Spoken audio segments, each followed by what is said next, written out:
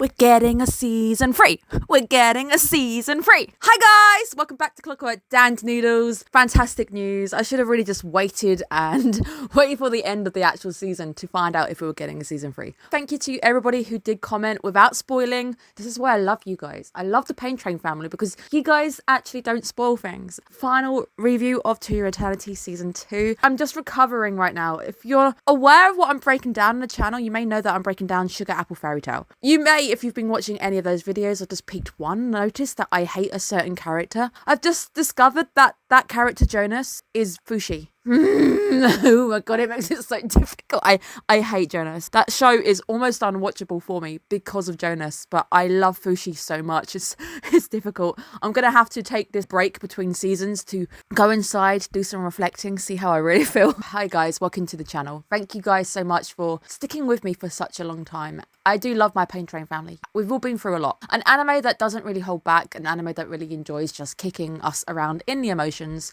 We've all stuck through a lot, so I'm going to give you my final review and I'll give you my final score at the end with the knowledge that we might be getting that season 3. Hopefully breaking down on this channel. I will make sure that I put it on my list. I do try to get back to shows that I have broken down because I've also broken down season 1. It would be nice to have all of To Your Eternity on the channels. Before we get going, do make sure you are subscribed. Thank you guys so much. I asked and I received. My birthday was yesterday. We hit my target of 666 the day before. Thank you guys so much. We're now safely on our way to 700. It's going to mean a lot to me if we can hit that by Christmas. The Noodle Bowl is slowly getting lively and it makes me very happy to see that we are definitely picking up steam and it makes me excited as well. It's also allowed me to see what other people think, see how people are enjoying things, whether they agree with my take on something or not. Am I being too harsh on Bon? Yes, apparently I was. It's sad. I always hate saying goodbye to a channel, guys. I really do. It feels like it's the end of a solid season. If you look at Mal, we finally broke back into 8. When we went below, I was really worried because we hit the 7s. Mal is a bit of a hit and miss thing anyway because it takes a few people to bomb something because they don't like it and the score is wrecked. I generally say if something hits 8, it's normally definitely worth your time. To Your Eternity, both seasons in the 8s, it is worth your time. Anime, not for the faint-hearted and not for one of those people who just don't like it dark. I've got a overview of the next season coming out in about a week and a half.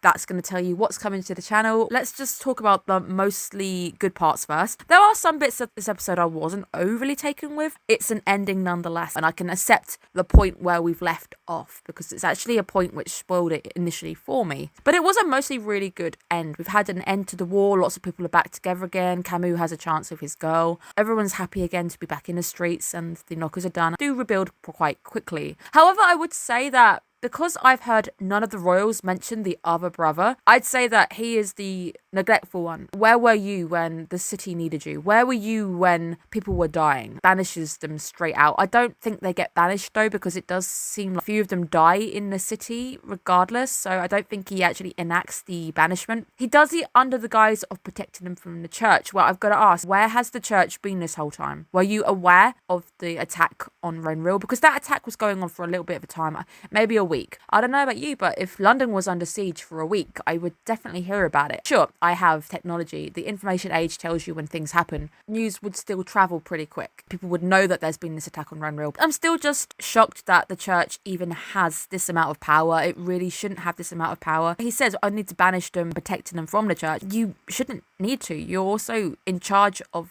the kingdom. That age-old debate, church versus the state. It does feel a bit weird seeing this guy become the king where we've never actually met the guy. Messir is allowed to stay and drink himself to death, which is really, really sad at the end of the day because I bet it all got to him. But he seems to be in the kingdoms. Initially, we're told that everyone's banished. They need to go in 10 days. Watching March having a little bit of a happy moment is just beautiful to me because I love March. I think she's such a fantastic character. Seeing her having a bath, having good food, it really meant a lot to me. I was also really heartbroken by the fact that she chose that peaceful death. I do wonder if she ever became a mother because she really wanted kids. Nice episode initially, but then it turns very bittersweet in true To Your Eternity style for me. Seeing Guguk as the cooking buddy again was really nice because once upon a time, season 1, Fushi tried to kill everybody by poisoning them with very bad cooking. 200 years plus since Fushi done that. It's really nice to see Gugu come back. Sad to see that Fushi doesn't remember who Rin is or who is Pier and who is the booze man. The journey into season 3, I guess, by discussing what do we want for the future? Where do we need to go?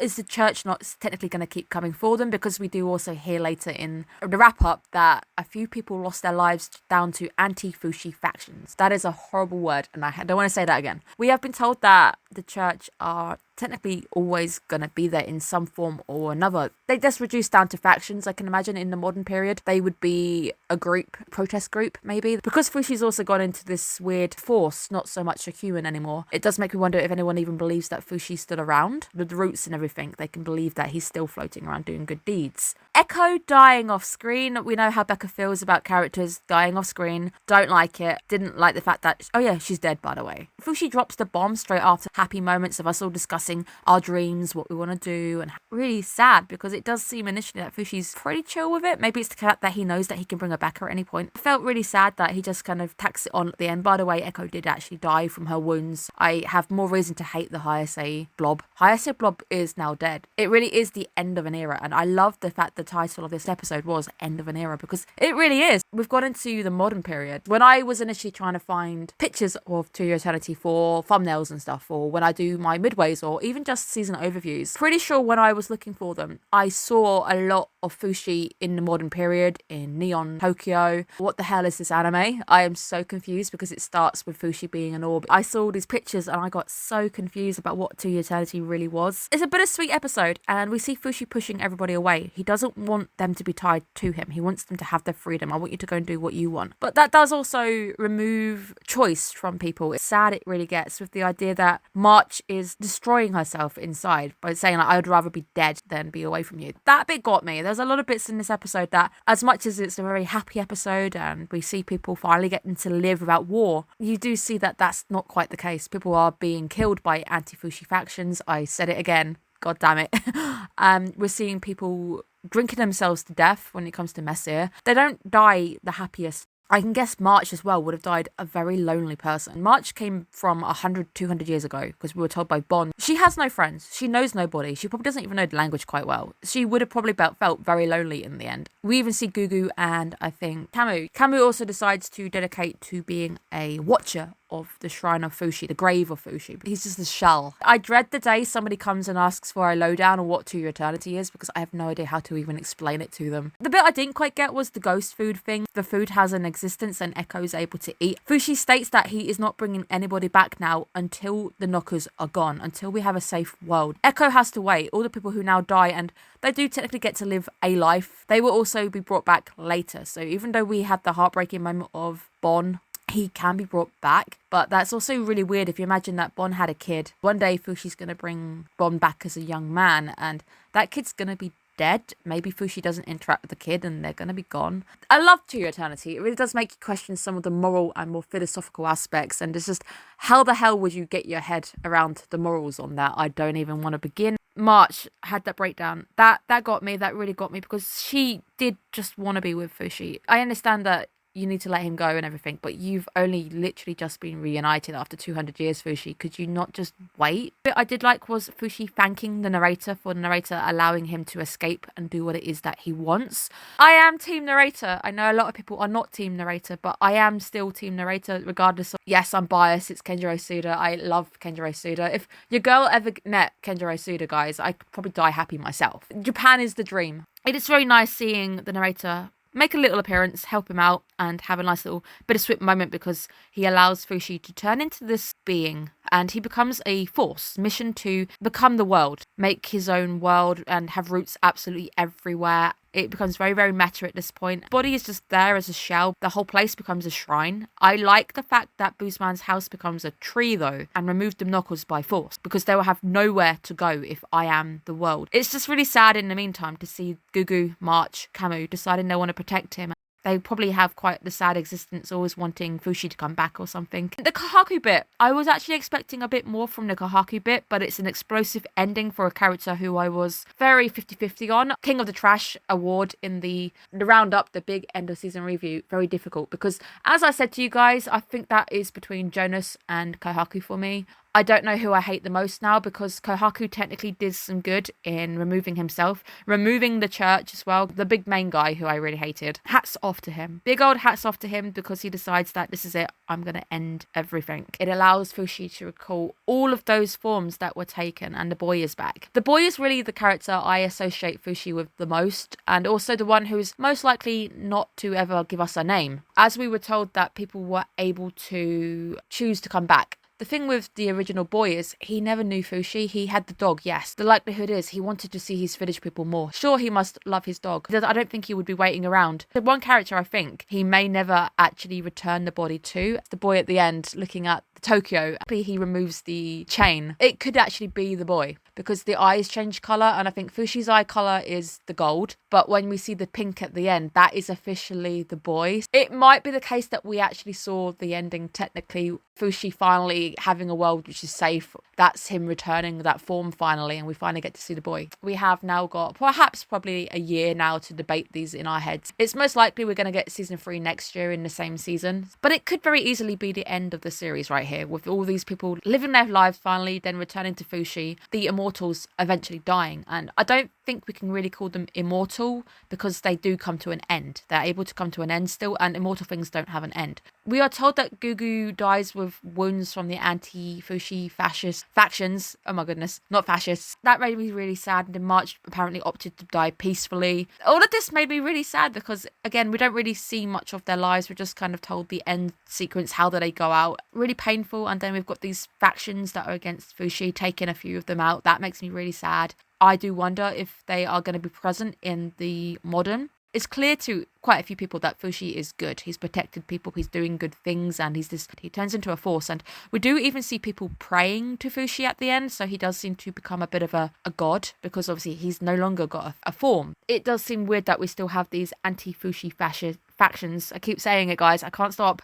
Let's talk about our boy Bon, the Best Bonist award going to Bon, of course, living his life of purpose. He decides to aid his brother. He dies in a very happy manner, surrounded by those he loves. He got married, he had a child. Fushi coming back as a vine to hold his hand on the way out. That got me. That almost broke me because he might have been absent. He was more like a force. He knew his best friend was on his way out and he held his hand all the way through. And that's when he returns to the tree. Trees in general are symbols of wisdom. They are very powerful symbols. People see them as knowledge. They've got very deep roots. And that's why I think it's picturesque that Bon returns to Fushi in the end. As much as Bon says, don't be sad. Bon, dude, I was heartbroken seeing you go out like that. And it is really sad. It's pretty much told that we're not going to see these guys now until the world is clear of the knockers and they're all gone. Hopefully Fushi can bring them back and actually live with them. A future with these guys and then decide eventually that he's gonna die too. Let's talk about the end. The future. The image I saw once upon a time was Fushi surrounded by the neon lights of Tokyo, and it confused me because most of the story took place, well, with March and that lot. And at the end of season 1, I was very confused how we're ever gonna reach Tokyo. I don't think we get too much of an answer because it does seem that Fushi decides that it's suddenly safe to come back to Tokyo. Maybe he's eventually wiped out the knockers. I don't know how we're going to get 20 episodes out of season 3 if that is the final season. Unless they're going to make it a movie or something, or they're going to make it just 12 episodes. I can see it being 12. We are finally now in the future. So I've got questions like, where are the knockers? Where are the anti-Fushi factions? Are they still around? Do people still worship Fushi? Do people even know who Fushi is anymore? Because there must have been many gods that we have now forgotten from the past. There are always going to be tales that we're going to have forgotten. There's going to be people that we forget. And it's going to be interesting to see if Fushi is now just free and nobody knows who he is. And is he going to bring them all back? We get that nice little confirmation that season 3 is around the corner.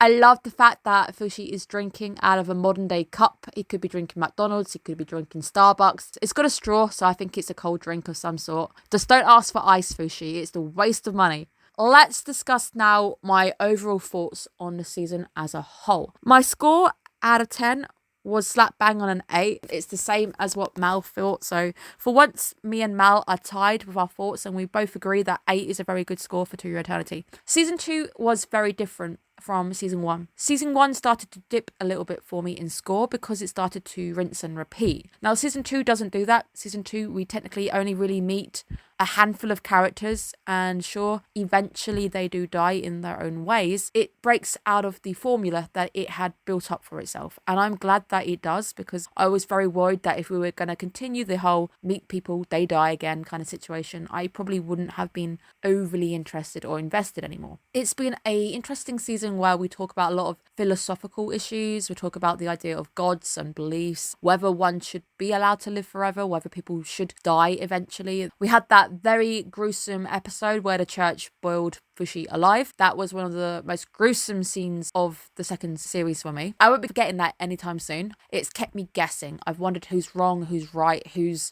evil, who's going to betray who, and that's always been on the back of my brain, and that's because of the way that they laid out season 1. I was unable to trust anybody. For me, it's been a very nice roller coaster. I do think the visuals started to lay it down. The war arc I would have liked a little bit more from. It felt a little static at times.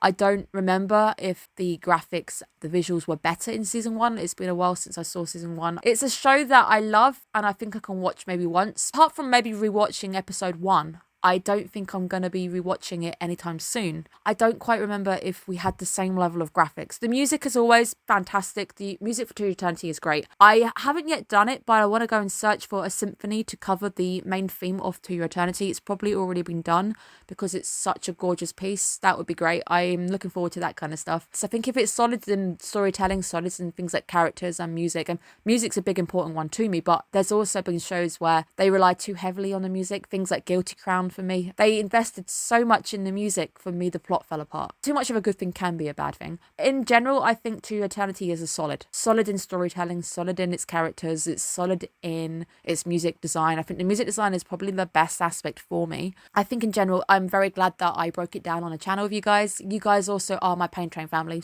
It's also become about the community that we've created around To Your Eternity, and it's going to be very sad now to go our separate ways. I hope you guys will return in season 3. You guys made me cry when you came back for season 1, so you're probably going to make me cry again if you do remember to come back. Just make sure you guys are subscribed and hit the bell, because you will eventually get that notification come round. I am going to have a end of season review. That's going to be followed by a overview of the next season, because I'm going to be breaking down 4 animes on my channel next season. Maybe you guys will be watching one of those animes, and the Pain Train family, in its own little secret way, will be there in other videos watching and waiting until the time is right to come back. Thank you guys so much for being with me. It really does mean a lot, and as the queen of the Pain Train, I am now signing off, parking us up in the station. You guys are all going to go your own way, and then like Fushi, I hope that one day you will return to this channel. I will see you guys again in the future.